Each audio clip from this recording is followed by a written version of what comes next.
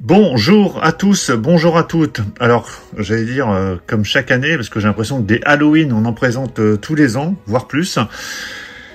Voici la sortie d'un nouvel opus en 4K, et c'est le deuxième, parce que le seul film de la saga Halloween sorti en 4K pour l'instant, c'est le premier, qui est ici, qui était sorti en version 4K Ultra HD et Blu-ray, donc que j'ai ici dans une grosse édition avec le 4K, il y a un Mediabook, enfin voilà, c'était la grosse édition qu'on pouvait avoir via financement participatif. Et donc nous arrive ce Halloween H20, donc 20 ans après, que j'avais, je crois pas que je l'ai vu au cinéma celui-là, mais que j'avais beaucoup aimé à l'époque. Ce Halloween H20 est arrivé pendant toute cette vague de films d'horreur à la fin des années 90, donc c'était à partir de Scream, on a eu les Souviens-toi l'été dernier, après il y a eu Faculty qui était un film d'horreur d'un autre genre, il y a eu toute cette vague-là de Dimension Film, et donc ce Halloween H20 qui est la suite, il me semble, du Halloween 2, donc Halloween 1 de John Carpenter, il y a eu le 2 et donc c'était juste avant le 3 qui est pas vraiment une suite. Celui-ci fait suite directement au 2. Donc c'est clair qu'avec tous ces Halloween, on finit par s'y perdre, sans compter la trilogie qui est sortie récemment. En tout cas, c'était le grand retour de Jamie Lee Curtis dans la saga Halloween. Et donc là, ça nous arrive chez Paramount.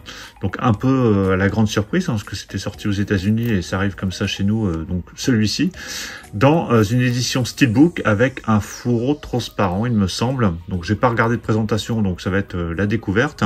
Donc c'est une édition limitée pour le 25e anniversaire. Alors, je sais pas si c'est encore disponible. Moi, je l'ai acheté à la Fnac. C'est arrivé sans problème. Alors, on verra s'il est en bon état, mais en tout cas, le packaging était conventionnel, on va dire. Donc si vous avez vu ce Halloween H20, donnez-moi votre avis dans les commentaires. Donc avant de le déballer, comme d'habitude, on va faire un tour au niveau des langues. Donc sur la version 4K Ultra HD, on a droit de l'anglais en 5.1 DTS HD Master Audio. On a du français uniquement en stéréo. C'est encore une fois, c'est Paramount, donc pas de surprise, j'ai envie de dire.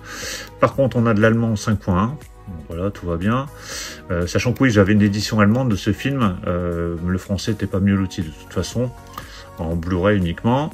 Sur la version Blu-ray, on a droit de l'anglais, de l'allemand en 5.1 DTS HD Master Audio et du français en stéréo. Donc c'est quand même assez léger.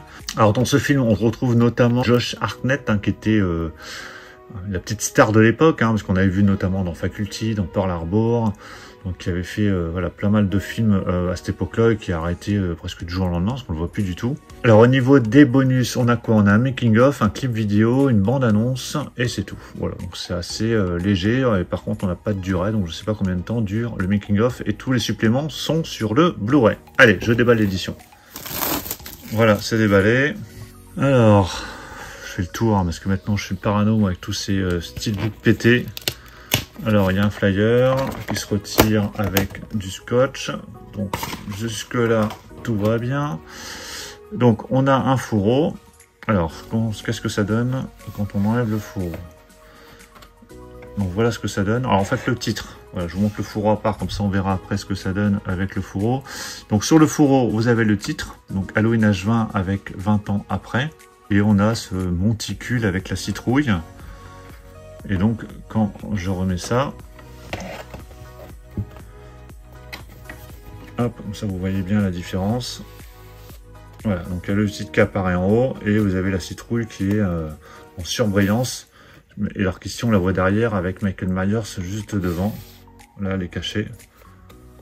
Voilà, bon, c'est un petit côté original, voilà, c'est gadget, mais c'est plutôt pas mal quand même.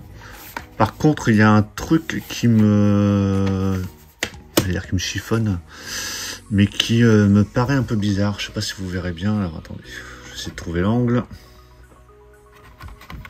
Alors c'est pas les traces de doigts, mais c'est des petites entailles.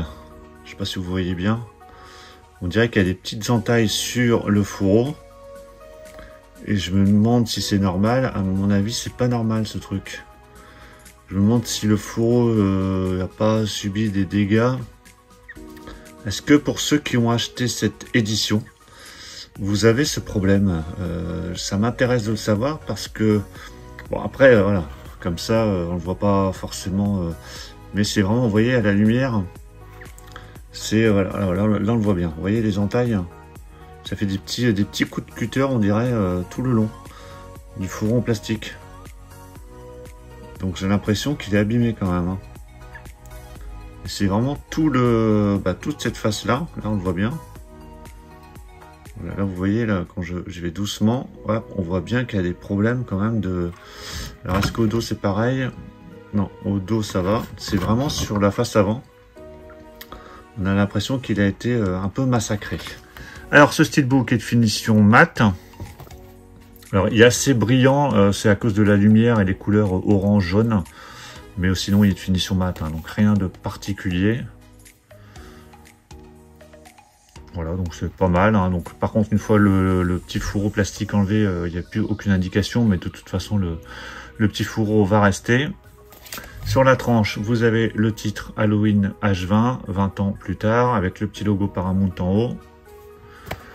Et au dos, on a cette illustration qui est mat et assez floue par contre. C'est pas très net, hein. Ça fait... ouais, bon. C'est pas tip top non plus. C'est pas forcément très moche, mais c'est juste par rapport à l'avant qui est très net, très brillant. Voilà, qui est très bien défini en termes de graphisme. Au dos, c'est un peu grossier, un peu flou. C'est un peu dommage. Alors à l'intérieur, comment c'est présenté? Ici, on a le disque en version 4K Ultra HD, avec les logos d'âge anglais, allemand, enfin voilà, c'est le même disque un peu partout. Là, vous avez le disque sans sérigraphie, Blu-ray, donc avec le petit logo d'âge allemand. Donc j'imagine que c'est le même Blu-ray qu'on avait sur l'édition import. Et voilà l'intérieur du steelbook, avec un visuel pareil, assez flou je trouve.